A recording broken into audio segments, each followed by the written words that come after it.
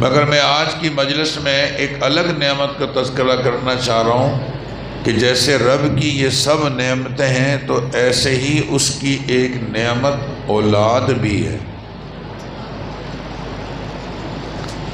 اس نعمت کی قدر پوچھنی ہو تو کسی ایسے سے پوچھو جس کی اولاد ہے ہی نہیں۔ لاکھوں روپے لوگوں نے خرچ کر دیے ہیں، بچے نہیں ہو رہے۔ حرمین شریفین تک کا سفر لوگ بعض صرف اس لیے کرتے ہیں کہ سنیں وہاں دعائیں قبول ہوتی ہیں، بچے ہو جائیں۔ اور یا کسی ایسے سے پوچھئے جسے رب نے یہ نعمت دی ہو اور پھر دے کر واپس لے لی ہو۔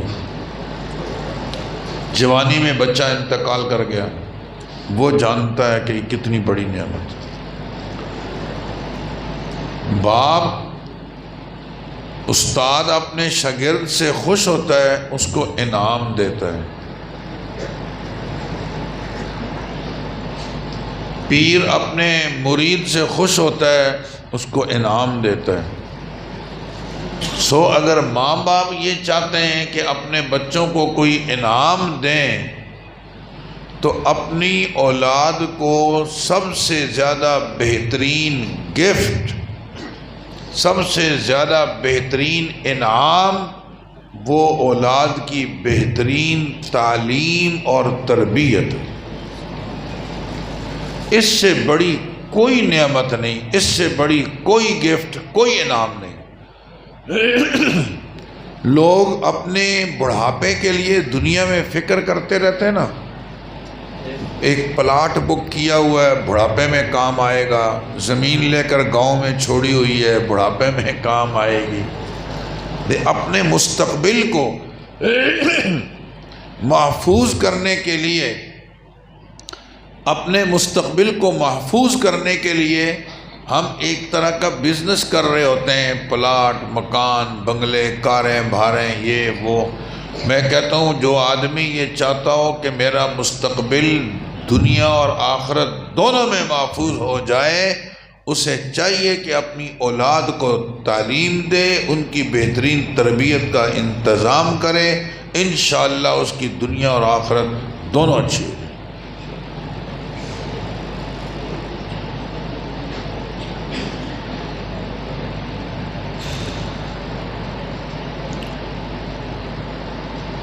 اب سوال یہ ہے کہ ہر آدمی ہم میں سے یہ چاہتا تو ہے کہ میں اپنے بچے کی تربیت کروں، میرا بیٹا بہت نیک ہو، صالح ہو، ہونا بھی چاہیے۔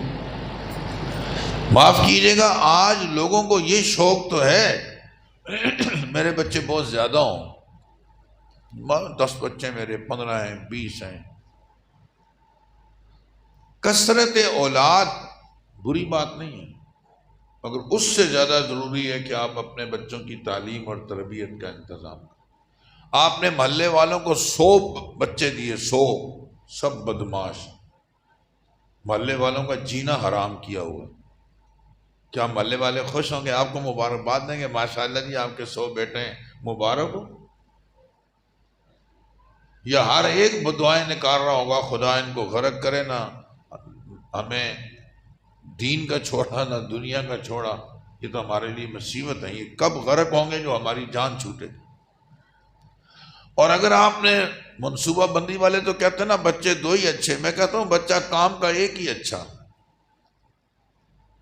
جس نے محلے میں آپ کی عزت میں اضافہ کیا، ہلچل مچا دی، اس کی برکت سے آپ کو مبارکبادیاں مل رہی ہیں۔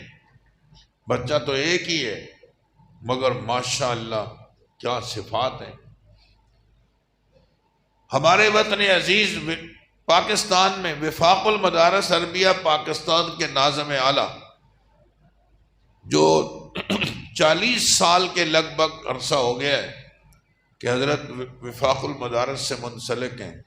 خیر المدارس عربیہ پاکستان بہت بڑا مدرسہ ہے، اس کے محتمے میں سینکڑوں مدرسوں کے وہ سرپرست ہیں، اپنے ماں باپ کے اکلوتے بیٹے ہیں۔ بچہ ایک ہو مگر کام کا ہو۔ ہمارے ایک پاکستان کے مہربان قاری رمضان صاحب اللہ تعالیٰ ان کی بخشش فرمائے. حضرت کے 22 بچے تھے، 18 ابھی بھی زندہ ہیں، ان میں سے 3-4 سے میری بھی ملاقات ہو چکی ہے. یہ سب مدینہ منورہ میں ہوتے ہیں. 18 کے 18 حافظ قرآن ہیں.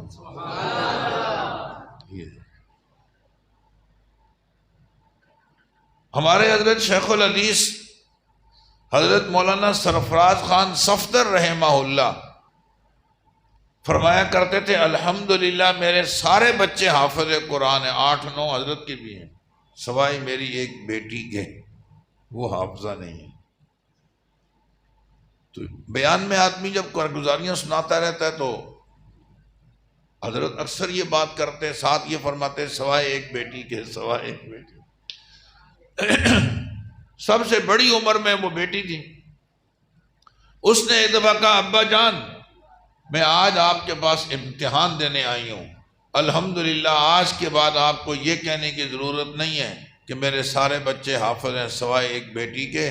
آج آپ کی بیٹی بھی حافظ قرآن ہو چکی ہے. میں ایک دفعہ گلشن اقبال میں ایک تقریب میں گیا تو میری حیرت کی انتہا نہ رہی کہ ایک بچہ چھوٹا سا حافظ قرآن تھا. اسٹیج سیکرٹری نے کہا کہ ادھر بچوں میں تو یہ چھوٹا بچہ حافظ قرآن ہے، اور مستورات میں اس کی والدہ بھی حافظ قرآن بن گئی. جس دن بچہ مدرسے میں داخل ہوا بنین میں، اسی دن ماں بنات میں داخل ہو گئی کہ میں اور بظاہر خاندان والوں کو یہ کہا کہ میں بچے کو لے کے بھی آؤں گی چھوڑ کے بھی آؤں گی. سوچا سوکھا کیا بیٹھوں گی، چلو پڑھنا بھی شروع کر دیتی ہوں. اللہ کی شان دیکھو، ایک طرف بچہ حافظ ایک طرف ماں حافظ. یہ ہے کرنے کے کام. بہترین تعلیم، بہترین تربیت، یہ سب سے بڑی گفٹ ہے جو ماں باپ دیں گے. آج ان بچوں کی دستار بندی یہاں ہوئی ہے جن والدین نے یہ محنت کر کے اپنے بچوں کو یہاں تک پہنچایا، اور اساتذہ نے ان کی دستار بندی انشاءاللہ قیامت میں ہوگی.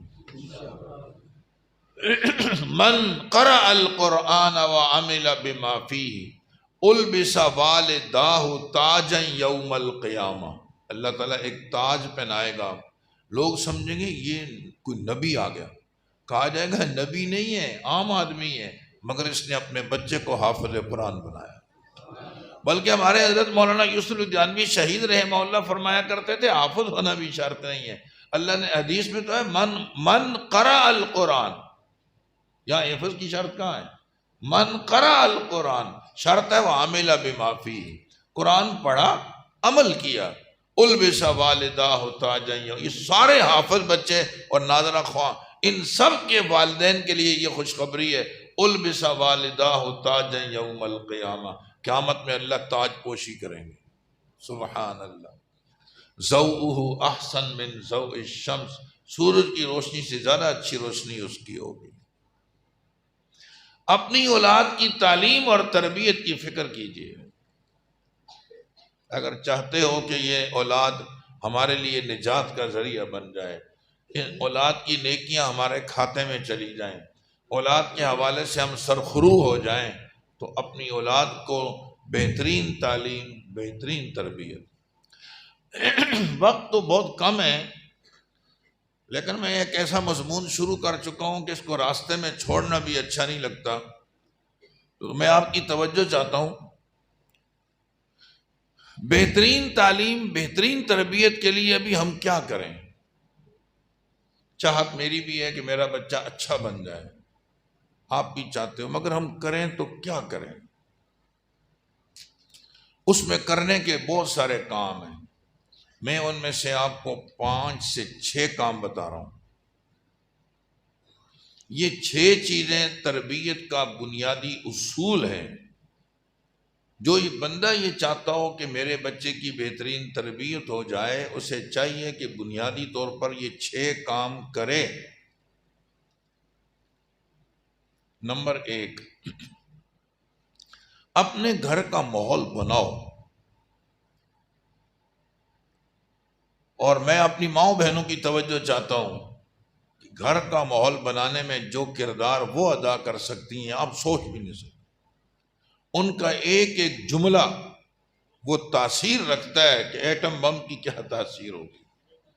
عورت کے دو دو جملوں سے گھر ٹوٹ نہیں جاتے، ایسے جڑ بھی جاتے ہیں۔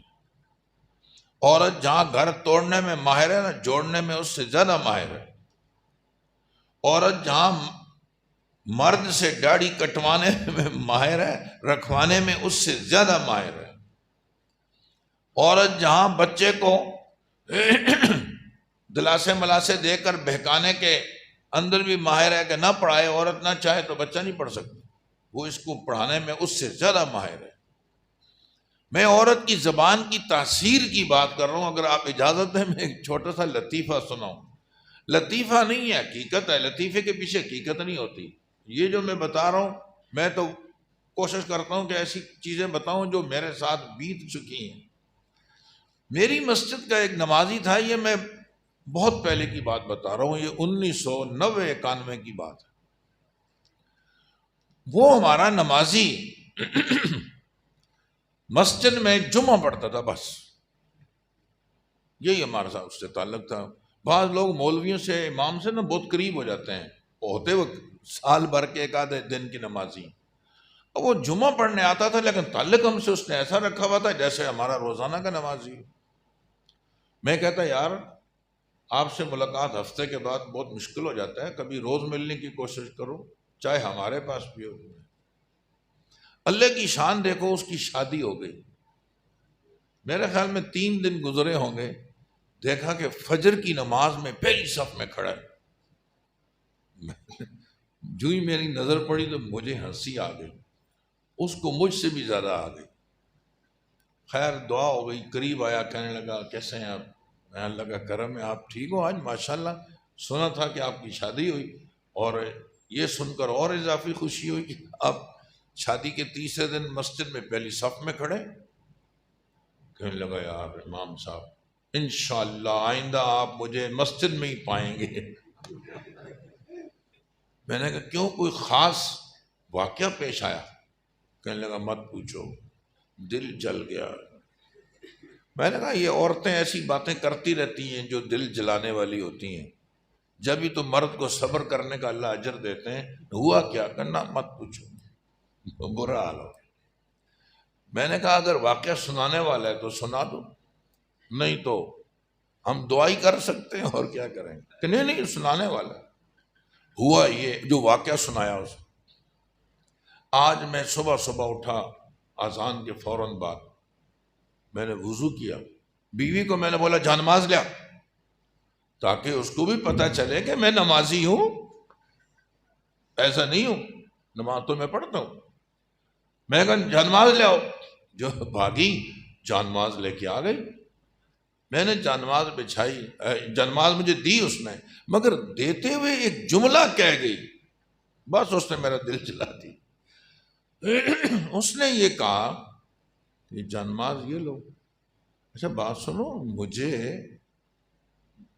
مجھے تو یہ پتہ ہے کہ مرد حضرات کو نماز مسجد میں پڑھنی چاہیے، مردوں کو نماز کدھر پڑھنی ہے؟ مسجد، عورتوں کو گھر میں پڑھنی ہے۔ اللہ نے آپ کو مرد بنایا ہے، نماز پڑھتے ہو گھر میں۔ کہتا ہے میرا دل ہی جل گیا، مجھے اس نے عورت بولا، عورت کہ گھر میں نماز پڑھے گا تو عورتوں کا کام گھر میں نماز پڑھنا، جو مرد ہوگا وہ کدھر جائے گا؟ مسجد میں۔ میں نے کہا یہ لے جا نماز۔ ساتھ میں کہتی ہے ہمارے محلے میں مسجد ہے ہی نہیں کیا کوئی؟ ابھی اذان کی آواز تو کہیں سے آ رہی تھی۔ میں نے کہا ہے بس تو جا۔ میں نے وہ جنماز اس کو دی، نکلا وہاں سے، یہاں آ کے سنتے پڑھی ہیں، اب طے کیا انشاءاللہ آئندہ نماز مسجد میں باجماعت پڑھوں۔ میں نے کہا اللہ تعالیٰ ہماری بہن کو جزائے خیر عطا فرمائے، جو کام ہم پورے سال میں نہ کر سکے اس کے ایک جملے نے کر دیا۔ دیکھا آپ نے؟ کاش کہ ہماری مائیں بہنیں اپنی زبان کی اس تاثیر کو اللہ کے دین کے لیے استعمال کرنے کا عزم کر لیں، پھر گھر میں کوئی بے نمازی نہیں رہ سکتا، پھر گھر میں کوئی تلاوت نہ۔ آج بھی میں ایسی بوڑھی عورتوں کو جانتا ہوں، عشاء کے بعد ایک جملہ کہیں گی، اے سورہ ملک پڑھ کے سونا، مجال ہے کوئی نہ پڑھے۔ میں اپنے ایک دوست کو ملنے گیا، بالکل سفید ریش، گیٹ پہ کھڑا تھا. میں نے نام لے کے کہا کہ خیریت تو ہے، گیٹ پہ کھڑے ہو، میں تو آپ کو ملنے آیا ہوں. کہنے لگا یار امام صاحب، وہ بھائی نے کہیں شکایت لگا دی اماں کو کہ اس نے نا نماز مسجد میں نہیں پڑھی. اب میں نے نماز تو پڑھی ہے دوسری مسجد میں، جماعت سے پڑھی ہے، اب اماں تو بڑی عمر کی ہیں، ان کو کون سمجھائے کہ بھئی دوسری مسجد میں بھی نماز ہو جاتی ہے. ماں نے کہا ہے جب تک اس سوال کا جواب نہ دو کہ نماز کیوں نہیں پڑھی مسجد میں، اندر آنے کی اجازت نہیں ہے. ماشاءاللہ. اور وہ کھڑا ہے، کہتا ہے وہ اماں کو سمجھائیں تو کیسے سمجھائیں، آپ آگے ہو، آپ میری اماں سے بات کرو نا کہ میں نمازی ہوں. سبحان اللہ، ایسی مائیں آج بھی زندہ ہیں. میں بات عرض کر رہا تھا کہ گھر کا ماحول بناؤ، پھر دیکھو کیا ہوتا ہے. میں چاہتا ہوں نا کہ میں سچ بولوں، میرا بچہ سچ بولے تو مجھے سچ بولنا ہوگا. میں چاہتا ہوں میری بیٹی پردہ کرے، ماں کو پردہ کرنا ہوگا. ایک دفعہ نا ایک بچے نے اپنے ابا سے کہا ابو آپ اچھے بچے نہیں ہو. باپ نے کہا واہ یار تو بڑا آ گیا میری تربیت کرنے والا، تو اچھا بچہ ہے، میں نہیں ہوں. ابو دیکھیں نا، آپ نے کہا تھا کہ جو اچھے بچے ہوتے ہیں وہ سچ بولتے ہیں، اور نہیں، آپ جو اچھے بچے ہوتے ہیں وہ گالی نہیں دیتے اور لڑتے نہیں ہیں. جو اچھے بچے ہوتے ہیں وہ گالی نہیں دیتے اور لڑتے نہیں ہیں. میں دیکھتا ہوں آپ روزانہ امی کو گالیاں بھی دے رہے ہو، لڑ بھی رہے ہو، گالیاں بھی دے رہے ہو، لڑ بھی رہے ہو. تو کیا مطلب آپ دونوں اچھے بچے نہیں ہو کیا؟ دیکھا آپ نے کتنا نقصان ہوا یہ گھر کا ماحول نہ ہونے سے. اگر ہم چاہتے ہیں کہ ہمارے بچے گالیاں نہ دیں، لڑے نہیں، سو ماں باپ کو بھی احتیاط کرنی چاہیے. بہت غصہ آیا ہوا ہے جب بچے اسکول جائیں پھر لڑو پیچھے. ان کی موجودگی میں اگر آپ لڑو گے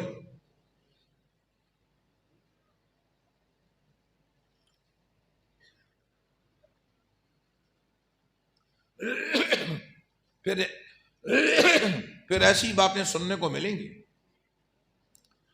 بیٹا اٹھو، فجر کے ٹائم دھکے دیے جا رہے ہیں، جاؤ قاری صاحب نے کہا ہے نماز مسجد میں پڑھنی ہے، اس کے بعد قرآن پڑھنا ہے.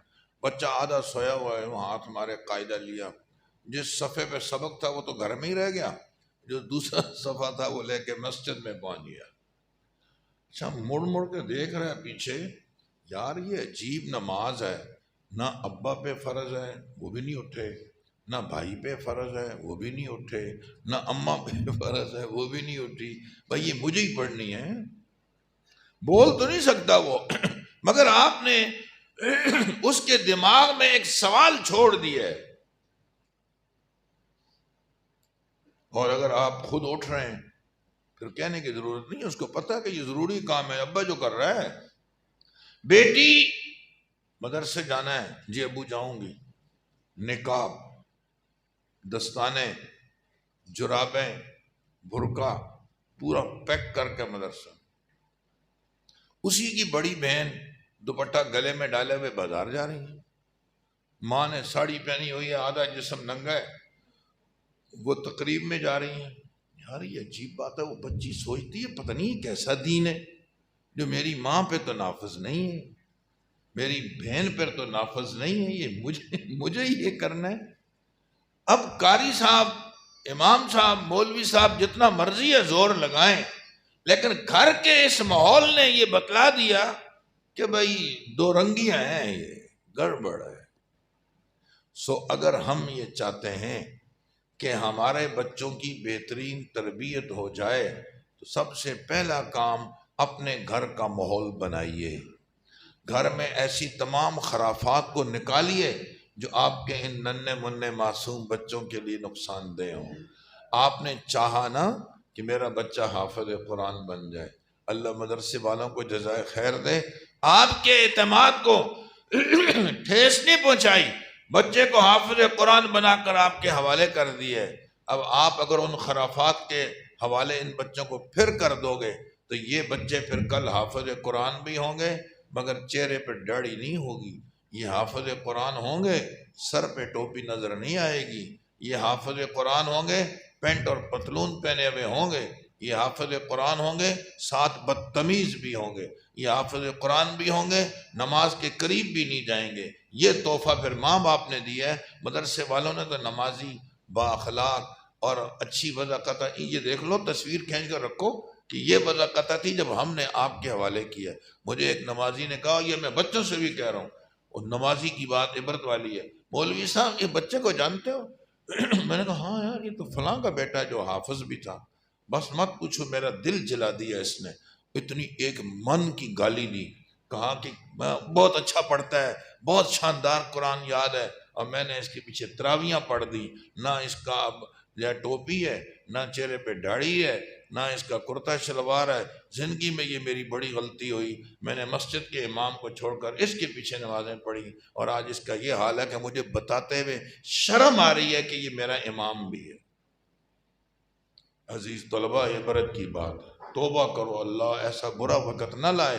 میرے رب کا انعام اور احسان دیکھو کہ اس نے تو ہمیں بنایا حافظ قرآن، اپنا مقدس پاکیزہ کلام ہمارے ان گندے دلوں میں محفوظ کر دیا، جھوٹی زبانوں پہ قرآن جاری کر دیا، گناہگار نگاہوں کے باوجود اس نے اپنے کلام کا دیدار ہمیں نصیب کیا، اور ہم اتنے گرے ہوئے ثابت ہوئے کہ اس کلام کی حفاظت کے بجائے ہم بدتمیز ثابت ہوئے، بد اخلاق ثابت ہوئے، ہماری وضاقت خراب ہو گئی۔ سو ایسا نہیں ہونا چاہیے۔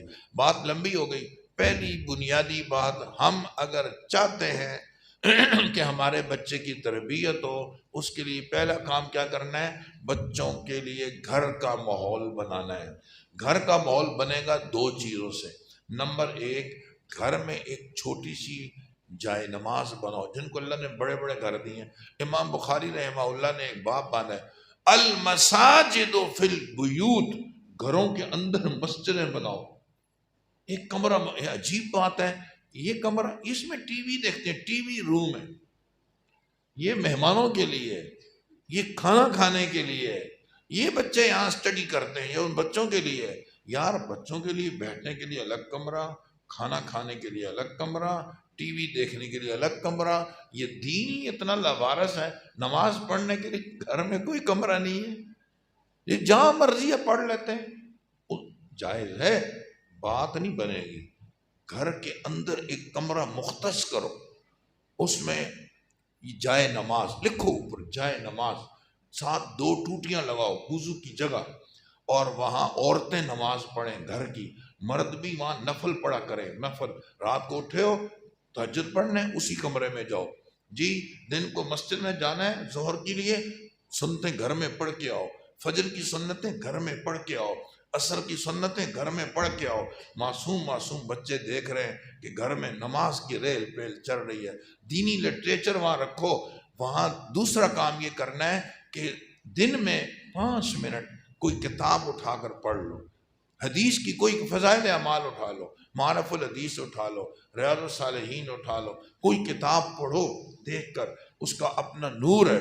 آپ کو کچھ کرنا نہیں، یہ 2 کام اگر آپ نے کر لیے، اللہ آپ کی بیوی کی بھی اصلاح فرمائیں گے، بچوں کی بھی اصلاح فرمائیں گے۔ ہمارے ایک مہربان ساتھی خود مجھے کہا کہ میں شاہ ابرار الحق صاحب رحمہ اللہ کی الامت تھانوی رحمہ اللہ کے خلفاء میں سے، میں ان سے ملا، میں نے کہا حضرت میں تو آپ کا مرید ہوں، نمازیں بھی پڑھتا ہوں، تہجد بھی پڑھتا ہوں، مگر میں بہت پریشان ہوں، میرا جوان بیٹا ہے داڑھی کاٹتا ہے، نماز کوئی نہیں پڑھتا، میری بیوی پردہ نہیں کرتی، نماز نہیں پڑھتی، میں جاؤں تو کہاں جاؤں؟ کچھ کہتا ہوں بیٹے آنکھیں نکالتے ہیں، نہیں کہتا ہوں تو دل جلتا ہے، میں کیا کروں؟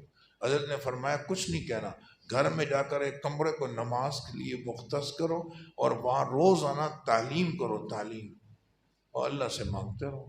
کہتا ہے میں کبھی 3 منٹ کبھی 5 منٹ کتاب پڑھتا تھا، ہفتہ نہیں گزرا میرا بیٹا بھی نمازی بن گیا، بیوی بھی، اب ان بیٹوں سے میں بھی مل چکا ہوں، یہ ان کی داڑیاں ہیں، کرتا شلوار ہے، لگتے ہیں کسی مدرسے کے دورہ حدیث کے طالب علم۔ یہ فرق ہوتا ہے۔ تو پہلی چیز گھر کے ماحول کو بناؤ جو ان 2 چیزوں سے بنے گا۔ گھر میں روزانہ گند کا تذکرہ، کاروبار کا تذکرہ، بیٹیوں کی شادیاں تھا، بیٹے کی شادی تھا، کاروبار، تو یہ کبھی گھر میں بیٹھ کر کوئی دین کی بات کی؟ اگر میری مائیں بہنیں ساتھ دیں گی مرد کر لیں گے، مردوں کو عورتوں کا ساتھ چاہیے۔ ہمارے حضرت والا فرمایا کرتے ہیں ہر کامیاب مرد کے پیچھے کسی نہ کسی عورت کا کردار ہے۔ مرد جتنا عروج پہ ہے پیچھے کوئی عورت ہے۔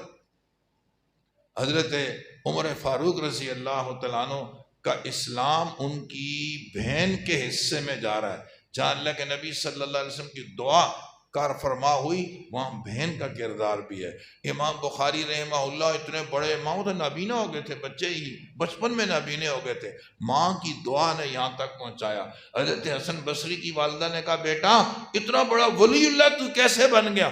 اماں میں نے محنت کی، ریاضتیں کی، اللہ نے بنا دیا۔ فرمایا بے شک مگر میرا بھی حصہ ہے بیٹا، میں نے کبھی بھی بغیر وضو کے تجھے دودھ نہیں پلایا، میں نے کبھی بھی مشتبہ لقمہ بھی نہیں کھایا۔ ماں باپ اتنی محنتیں کرتے ہیں تو پھر جنید بغدادی پیدا ہوتا ہے، پھر حسن بصری پیدا ہوتے ہیں، پھر عبد القادر جیلانی پیدا ہوتے ہیں۔ بغیر محنت کے کچھ نہیں ہوگا۔ ماں باپ کو چاہیے اپنے گھروں کے ماحول کو دینداری کا ماحول بنائے، دیکھنے والے کو رشک آئے کہ یہ مسلمانوں کا گھر ہے۔ میں بقیہ بھی 4 چیزیں ہیں مگر چھوڑ دیتا ہوں، پھر کبھی انشاءاللہ۔ آج اسی پہلی چیز پہ تشکیل کر کے میں بات ختم کر رہا ہوں کہ تربیت کے لیے سب سے پہلی چیز گھر کا ماحول بنائیے۔ گھر کا ماحول بنانے میں یہ 2 کام کریے، اور الحمدللہ ثم الحمدللہ یہ مدارس گھر کے دینی ماحول میں آپ کے معاون ہیں، آپ کے معاون ہیں۔ آپ نے بچے جب ان کو دیے تھے تو کیسے تھے؟ آج دیکھ لو کیسے ہیں۔ لوگ ہم سے پوچھتے ہیں نا مدارس نے ہمیں کیا دیا ہے، میں کہتا ہوں پہلے منہ دھو کے بات کر، مدارس نے ہمیں کیا دیا ہے؟ اتفاق دیکھو ایک شخص نے یہ پوچھا مدارس نے ہمیں کیا دیا ہے؟ میں نے کہا گاڑی میں بیٹھو میرے ساتھ، میں اس دن کسی پروگرام میں جا رہا تو ہم لوگ ناظم آباد میں ایک مدرسے میں گئے تو وہاں پر تجوید کا مدرسہ ہے ایک، اس تجوید کے مدرسے میں طلباء اپنی سندیں لے رہے تھے، سندیں جو تجوید کا کورس کر لیا ہے، حفظ پہلے سے کیا ہوا تھا، اب حفظ کے بعد تجوید پڑھی جاتی ہے، تجوید کا اب وہ کورس کر کے 2 سال کے بعد ان کو ڈگری مل رہی تھی۔ لمبی لائن تھی، اس میں 2 بچے نابینا کھڑے تھے، نابینا کھڑے تھے 2 بچے۔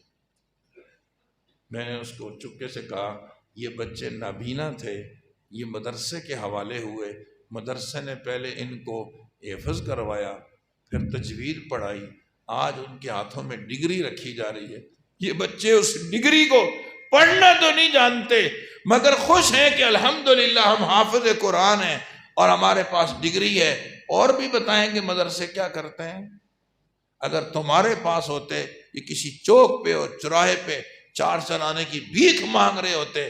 یہ مدرسوں کا کردار ہے کہ ایسے بچوں کو بھی حافظ قرآن بنا دیں۔ ہمارے ایک مہربان دوست نے سوات میں جب آپریشن ہو رہا تھا وہاں پر راشن وغیرہ جھگیوں میں اور یہ خیموں میں تقسیم کر رہے تھے، ایک خیمے میں دیکھا کہ ایک نابینا بچہ نعت پڑھ رہا ہے، آواز اچھی ہے۔ اس نے ماں باپ سے کہا کہ یہ نابینے کو مجھے دے دو، وہ نابینا بچہ وہ لے کے کراچی آ گئے۔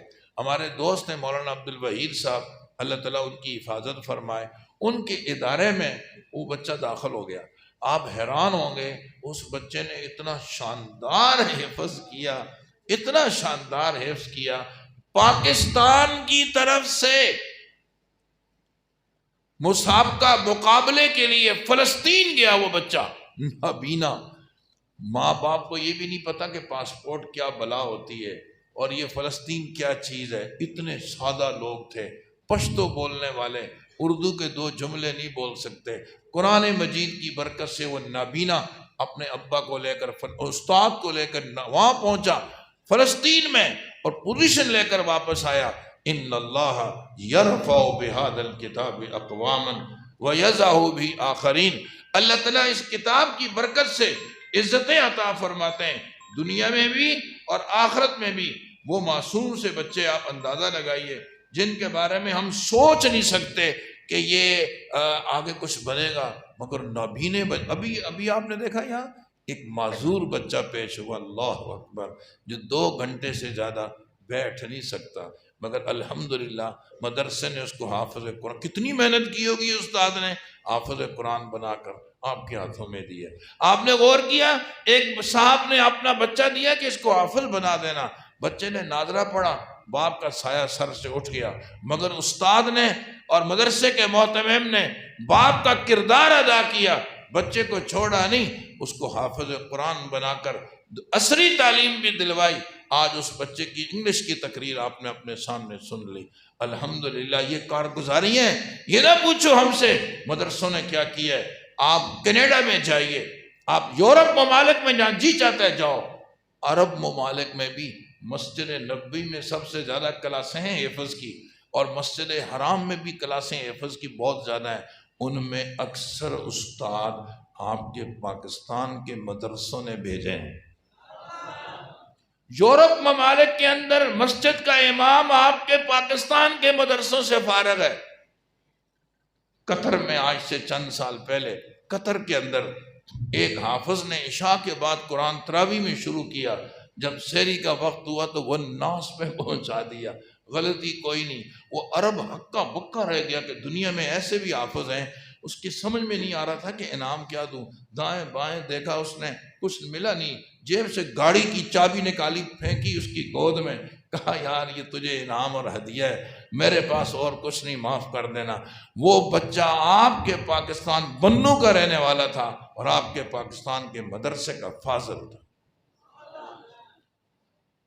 میں ایک اور بات کہنا چاہ رہا ہوں، ہمارے حضرت مولانا سعید یوسف صاحب دامت برکاتہم العالیہ اکثر فرمایا کرتے ہیں، یہ بات ذرا سمجھنے والی ہے، فرماتے ہیں کہ ہم جدید ٹیکنالوجی میں، سائنس میں آج بہت پیچھے ہیں، ہم سے شکوہ بھی ہے کہ بہت پیچھے ہیں، لیکن چلو میں اس بحث میں نہیں جانا چاہتا۔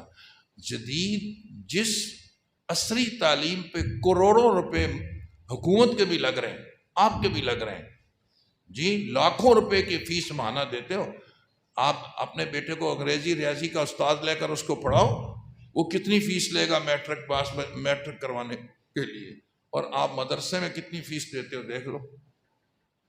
تو جہاں کروڑوں روپے خرچ ہو رہے ہیں وہاں پہ ہمارا ملک وطن عزیز پاکستان 133ویں صف میں کھڑا ہے، یعنی 132 ملک ہم سے آگے ہیں، وہ ٹیکنالوجی میں ہم سے بہت آگے ہیں، اور ہم کہاں ہیں؟ 133ویں صف میں، جہاں سے اگلی صفیں نظر ہی نہیں آتی۔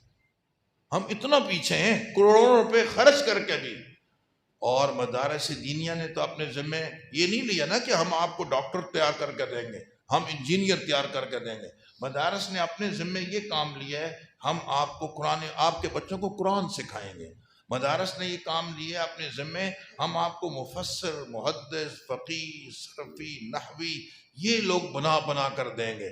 الحمدللہ ثم الحمدللہ، جو کام مدرسوں نے اپنے ذمہ لیا تھا کہ ہم قرآن پڑھائیں گے بچوں کو، قرآن مجید کی تعلیم کے اعتبار سے آج وطن عزیز پاکستان ساری دنیا میں پہلی صف میں کھڑا ہے، پہلی صف میں۔ کو الحمدللہ، کہاں 133ویں صف، جہاں کروڑوں روپے خرچ ہو رہے ہیں۔ ادھر حکومت ہمیں پیسے کیا دے گی؟ میں کہتا ہوں جینے کا حق دے دے، یہ بھی مہربانی۔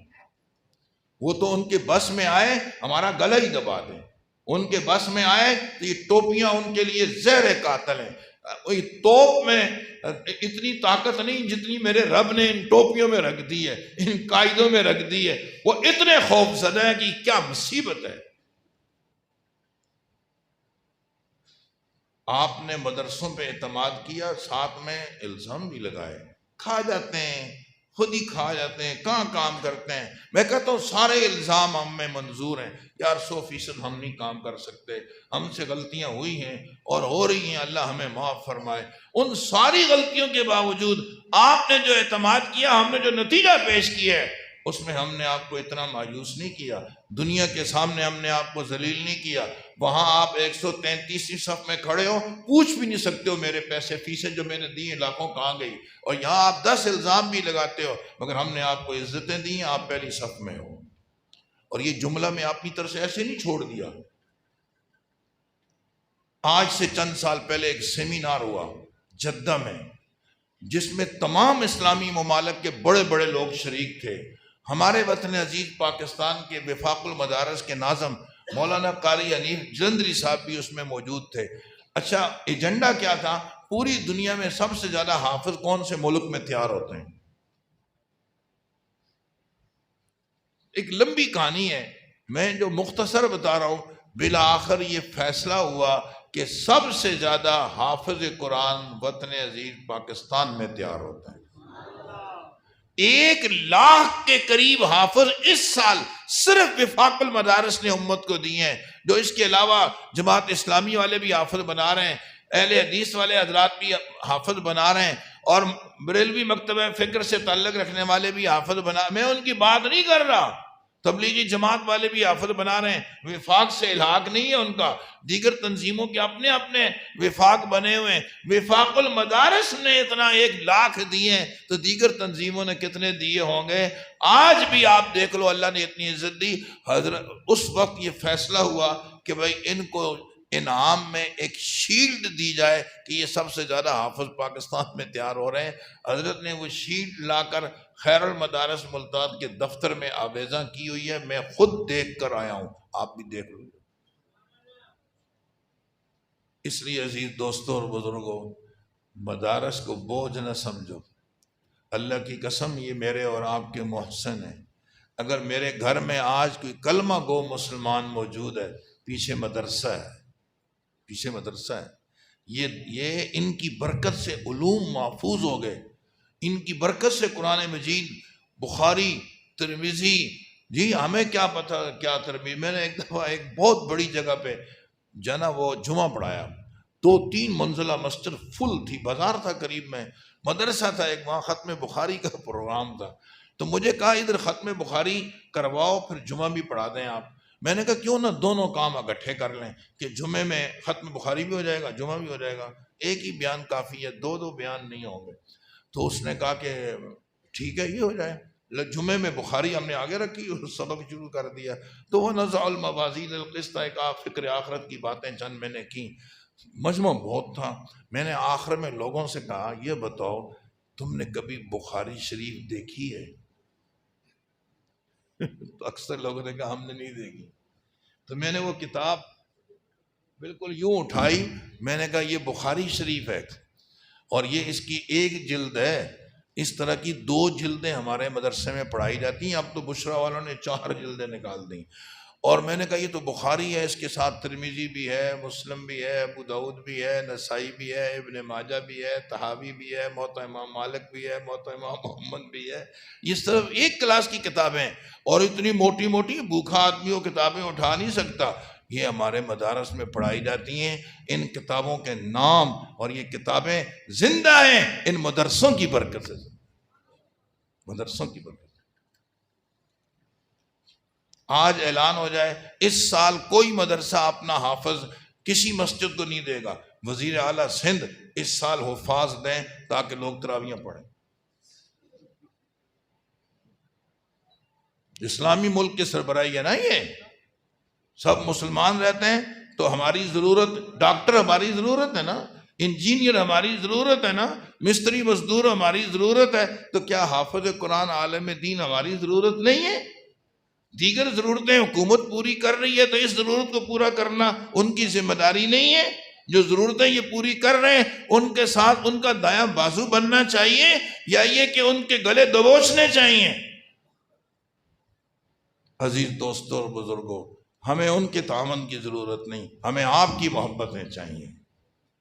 ہمیں حکومت کے تعاون کی ضرورت نہیں، ہم آپ کا اپنا ہم آپ کے بارے میں چاہتے ہیں کہ آپ ہمارا دست بازو بنیں، آپ ہماری پشت پہ کھڑے ہوں. یریدون لیطفئوا نور اللہ بافواہہم واللہ متم نورہ ولو کرہ الکافرون. دشمن تو اس نور کو بجھانا چاہتا ہے لیکن انشاءاللہ ان کے یہ خواب کبھی شرمندہ تعبیر نہیں ہوں گے. میرا رب جس طرح کلام الہی کا محافظ ہے، دیکھو یہ گلاس ہے، اس میں دودھ ہے. میں نے ایک ساتھی سے کہا بیٹا یہ دودھ وہاں لے جاؤ لیکن خیال کرنا یہ دودھ گرنا نہیں چاہیے، اس کی حفاظت کرنی ہے، بھرا ہوا ہے. اب بتاؤ وہ دودھ کی حفاظت کرے گا یا اس گلاس کی بھی حفاظت کرے گا جس میں وہ دودھ ہے؟ وہ گلاس کی بھی تو حفاظت کرے گا کہ دودھ تو گلاس میں ہے. دودھ کی حفاظت کا مطلب تو گلاس کی حفاظت ہے، اکیلے دودھ کی حفاظت کیسے ہوگی؟ میرا رب جیسے قرآن کا محافظ ہے، جن مدرسوں میں اللہ کا قرآن پڑھایا جاتا ہے انشاءاللہ وہ ان کا بھی محافظ ہوگا. اِنَّا نَحْنُ نَزَّلْنَا الذِّكْرَ وَإِنَّا لَهُ لَحَافِظُونَ. دیکھنا قرآن کی حفاظت مدرسوں کی میرا رب کرے گا. دیکھنا یہ ہے کہ میں اور آپ کہاں کھڑے ہیں، ہمارا حصہ لگ رہا ہے یا نہیں. اس لیے میں نے عرض کیا مدارس کو اپنا محسن سمجھو. ان کی خوشی میری اور آپ کی خوشی ہونی چاہیے، ان کا غم میرا اور آپ کا غم ہونا چاہیے. الحمدللہ اس محلے میں اتنا بڑا، میں پہلے بھی حاضر ہو چکا ہوں اور آج اتنا بڑا کام دیکھ کر میری بھی روح بہت خوش ہوئی. الحمدللہ ثم الحمدللہ. سچی بات یہ ہے جیسے انسانوں کا انتخاب ہوتا ہے، ہر انسان کا اپنا نصیب ہوتا ہے، ایسے ہی زمینوں کا بھی اپنا اپنا نصیب ہوتا ہے. اس زمین کے ٹکڑے میں کہیں رب نے اتنا کچھ لکھا ہوا تھا کہ یہاں سے اتنے حافظ تیار ہوں گے، اتنے سجدے کرنے والے یہاں ہوں گے، اتنا کلام الہی کو سمجھنے ہمیں پتہ ہی نہیں تھا. اور اب اندازہ ہو رہا ہے کہ یہ ٹکڑا کتنا قیمتی تھا. جن لوگوں نے اس زمین کے ٹکڑے کو دے کر اپنے لیے، وہ ہمارے پیر طریقت مولانا عزیز الرحمن ہزاروی رحمہ اللہ فرمایا کرتے تھے کہ خوش نصیب ہیں وہ لوگ جو اپنی قبروں میں پلاٹ بھی لے جائیں گے. وہ قبروں میں پلاٹ نہیں جاتے، لیکن جس نے اپنا پلاٹ مدرسے کو دے دیا، مسجد کو دے دیا، سمجھو وہ پلاٹ بھی انشاءاللہ قیامت میں تلے گا. وہ خوش نصیب ہے جس نے یہ جگہ دے کر اتنے حفاظ تیار کر دیے. میں دل کی گہرائیوں سے مولانا ظہیر شاہ صاحب کو مبارکباد پیش کرتا ہوں، اور میں توقع رکھتا ہوں کہ اگر آپ کا ساتھ رہا ان نامساعد حالات میں، اگر کام کی یہ کارگزاری ہے تو جب حالات بہتر ہوں گے انشاءاللہ کام اس سے بھی زیادہ بہتر ہوگا. ان کے تمام معاون ساتھی قابل تعریف ہیں، میں انہیں خراج تحسین پیش کرتا ہوں. انہوں نے ایک درخت لگایا اور یہ اس کا پھل ہے، اور خوش قسمتی یہ انہوں نے یہ پھل اپنی آنکھوں سے دیکھ لیا. سبحان اللہ. اللہ کا قرآن تو سبھی کی منزل ہے، ہم سبھی کی نجات کا ذریعہ ہے. ان معصوم بچوں کو، یہ آج یہ بچے ہیں، کل یہ اہل محلہ ہوں گے، تو ایک وقت آئے گا یہ محلہ وہ عام محلہ نہیں، پھر یہ محلہ حافظوں کا ہوگا، یہ علماء کا انشاءاللہ ہوگا. آپ آج ان بچوں نے آپ کی نسبتیں بدل دیں. آج کے بعد آپ صرف ابا نہیں، حافظ قرآن کے ابا ہو، آپ حافظ قرآن کے ماموں ہو، آپ حافظ قرآن کے چچا ہو، آپ حافظ قرآن کے خالو ہو. جیسے ان بچوں نے آج آپ کے سر پہ ایک تاج رکھ دیا ہے کہ آپ حافظ کے عالم بھائی ہو، ابا ہو، ماموں ہو، چاچا ہو. قیامت میں بھی یہ بچے چن چن کر انشاءاللہ آپ کو جنت میں لے کر جائیں گے. ان بچوں کو عزت دو گے، محبت کرو گے، ان کے مدارس سے عزت محبت رکھو گے، انشاءاللہ یہ ٹکٹ آپ ہی کے لیے ہوں گے. ان کے اساتذہ کرام جنہوں نے بہت محنت کی، اللہ کی قسم ہم اپنے استادوں کو اس کا نعم البدل نہیں دے سکتے. میں اپنے بچے کو سورہ فاتحہ یاد نہیں کرا سکتا. یہ انہی استادوں کا کمال ہے. انہوں نے ایک ایک حرف کو سیدھا کرنے میں کتنی محنت کی کہ 30 پارے بچے کے سینے میں حفظ کر دیے. ایک قدردان نے اس کو ایک ٹیوشن پڑھی اس نے، اور ایک استاد نے اس کو قرآن پڑھایا، یہاں تک کہ ترجمہ بھی پڑھا دیا.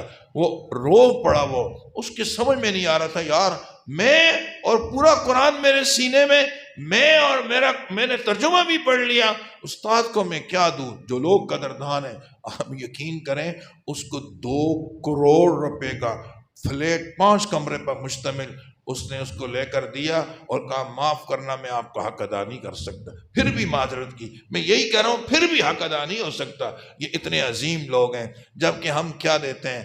آج ایک سوچی سمجھی سازش کے تحت ہمارے ان علماء اساتذہ کو دیوار سے لگایا جا رہا ہے. جی اگر ان مولویوں کی تنخواہیں حکومت 2-2 لاکھ 1-1 لاکھ مقرر کرتی ہے تو سارا ملک اٹھ کے مدرسوں میں آ جائے گا.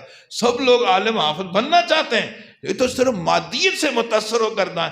آج حکومت اعلان کرے جو حافظ بنے گا اسے ڈیفنس میں ایک بنگلہ ملے گا. بتاؤ جو ناظرہ پڑھے گا اس کو جو ہے وہ اس کی بجلی کا بل معاف ہے، جو 10 صورتیں یاد کرے گا بڑا موبائل لے کر دیا جائے گا، پھر کوئی چھوڑے گا حافظ جی مجھے بھی کچھ تھوڑا سا ناظرہ ہی پڑھا دو، اب بابا جی آپ کی عمر بہت زیادہ ہو گئی ہے ابھی آپ نہیں پڑھ سکتے ہو، نہیں بیٹا ناظرہ تو کچھ کر لوں گا، سنیں بجلی کا بل معاف ہو جائے گا، مہنگائی کا دور ہے دوستو، بجلی کے بل کی قیمت ہے، پلاٹوں کی قیمت ہے، موبائل سیٹ کی قیمت ہے، میرے رب کی رضامندی کی کوئی قیمت نہیں ہے۔